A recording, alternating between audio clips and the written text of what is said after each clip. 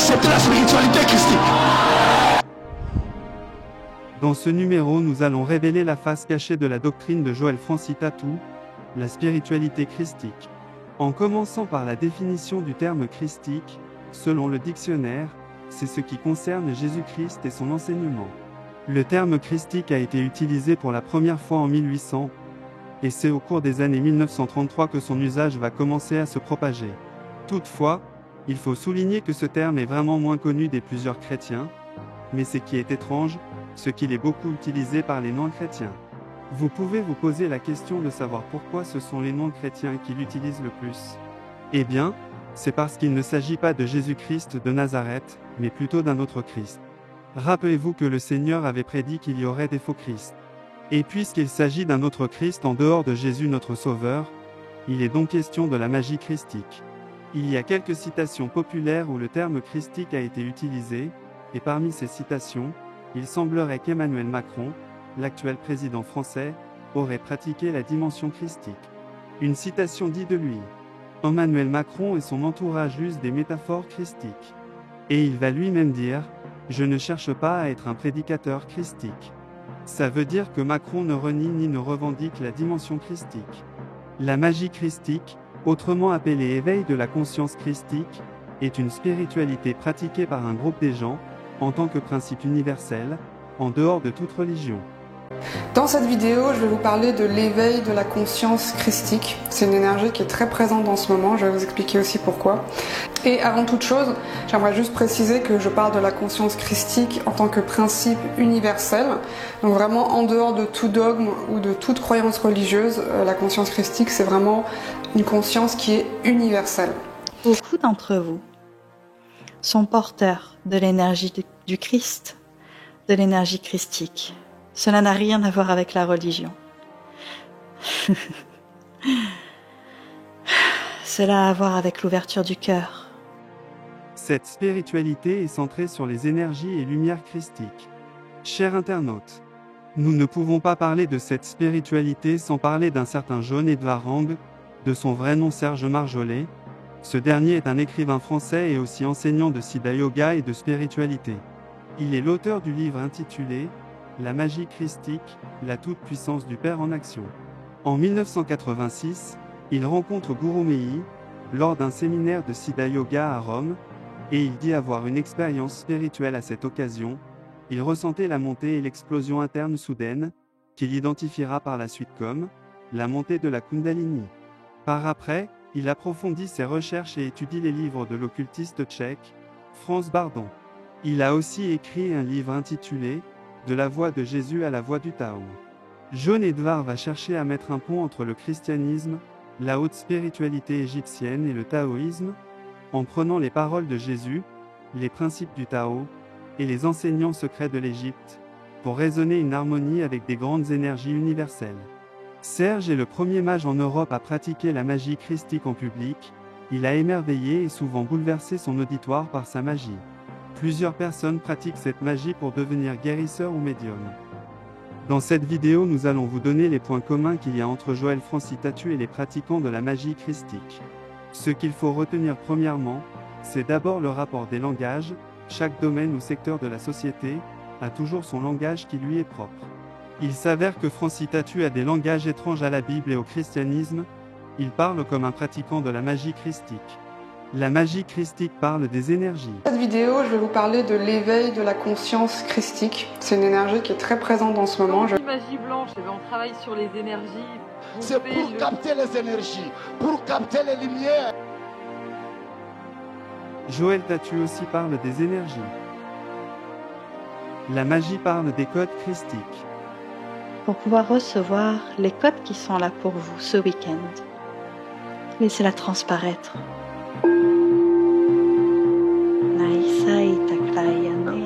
Entre autres, c'est pour une activation des codes christiques de votre féminin sacré. Joël Tatou parle aussi des codes. C'est quand on voit une réalité comme le parfait au ciel, et on voit cette même réalité sur la terre. Attention, attention, attention. Quand on utilise le parfum, les aromates ou même l'encens, attention, même si on n'a rien fait, on prédispose l'environnement déjà à recevoir, pour pouvoir recevoir les codes qui sont là pour vous. à recevoir qu'on applique des codes et des rituels à vivre les réalités de cette vertu. On active la loi de la bipolarité. Automatiquement, les réalités invisibles, les esprits, les atmosphères autour de cette réalité qu'il y a au ciel viennent sur la terre si on sait activer les codes. Les esprits sont déjà autour en train d'attendre ceux qui connaissent et sont initiés. Lorsqu'ils font ce qui doit être fait, ils activent directement ce qui se passe là-bas. Où est-ce que Jésus a parlé des codes dans la Bible? La magie parle d'activation d'énergie angélique. Coucou. Eh bien, aujourd'hui, je suis ravie de t'accueillir pour parler de l'énergie des anges, donc de l'IET, l'énergie que je pratique, c'est-à-dire la thérapie d'énergie intégrée. On travaille avec des anges et des archanges, on travaille avec la fréquence archangélique pendant les séances de soins. Donc, je t'ai demandé aujourd'hui. Joël Tatu parle aussi d'activation du ministère des anges. Nous voulons montrer aux chrétiens comment vous pouvez activer le ministère des anges avec vous. Comment vous pouvez mettre les anges en mouvement tout autour de vous. Nous nous parlons. Lorsque vous venez, que vous nous dites qu'au-delà de cette prière-là, au-delà de ce que nous faisons, il y a des esprits qui viennent à notre secours. Les gens se posent la question de savoir quels sont ces esprits. Nous savons dans la Bible que nous n'avons que le Saint-Esprit et Jésus. Mais vous affirmez qu'un membre de l'ordre de Melchisédek, bénéficie du concours de certains esprits qui interviennent dans son cas. C'est ce que je viens de lire. La magie parle des portails ascensionnels christiques.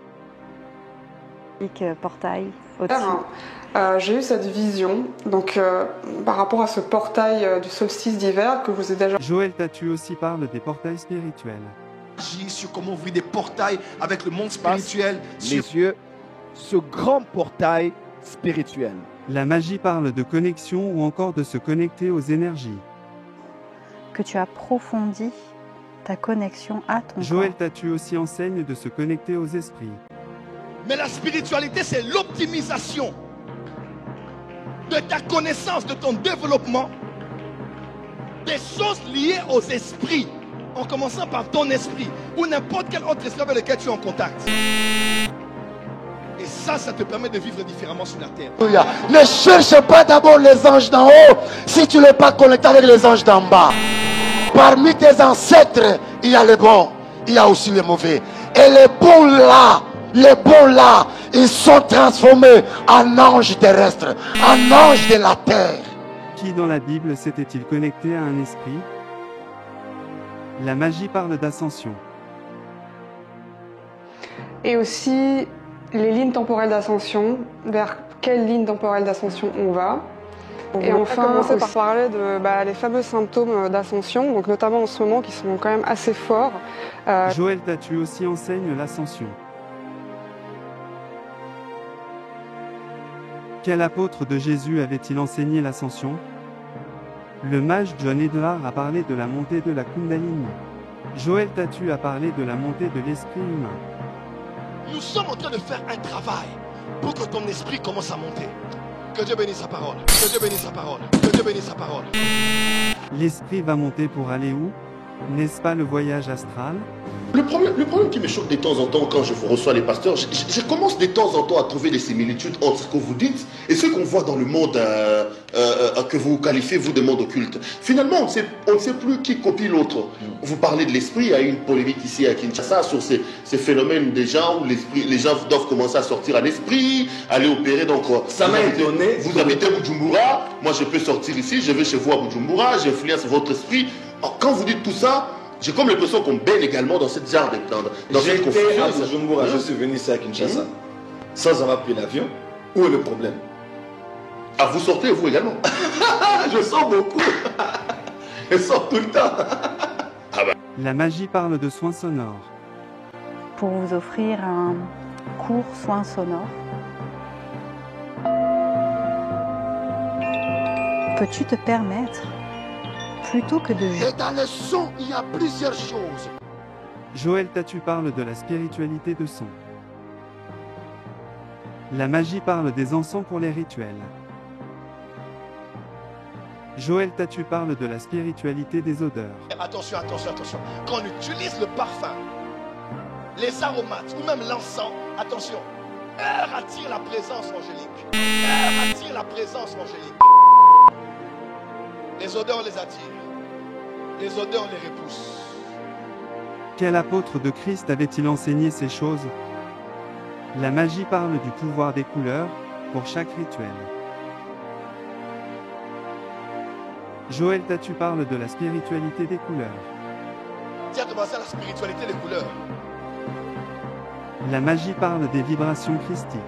Et l'énergie christique masculine qui nous remplit de l'intérieur et nous permet de guérir et d'ouvrir notre cœur grâce à sa vibration d'amour. Il y a aussi celle-là qui peut les révéler en toi avec des vibrations sonores. Quand on réalise sur toi les vibrations sonores, tu peux commencer à voir là sur place.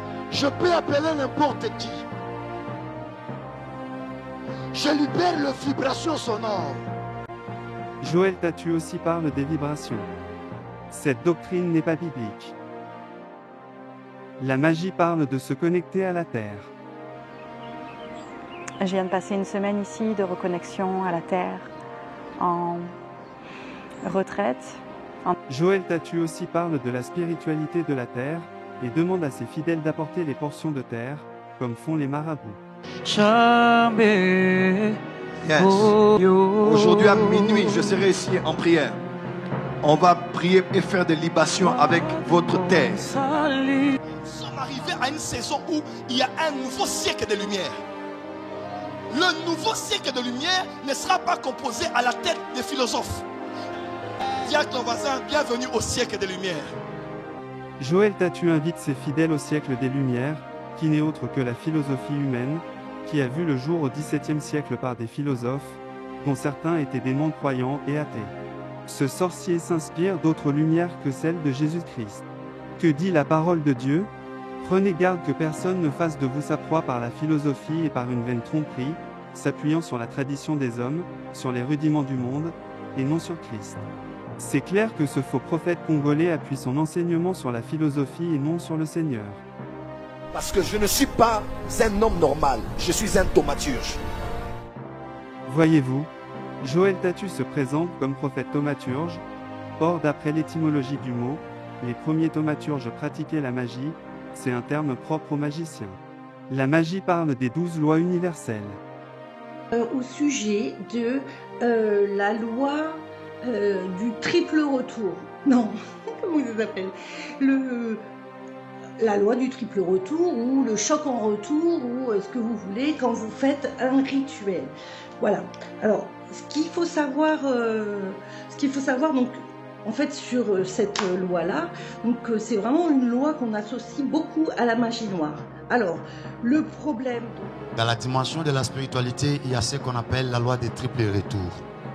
Quand tu prophétises à quelqu'un de bonnes choses, ça te revient x3. Est-ce que tu peux les prophétiser en croyant que ça va te revenir x3? Joël Tatu enseigne aussi ces lois, telles que la loi de la compensation, de polarité et ainsi de suite. La magie parle sur le pouvoir des 4 éléments qui composent l'univers.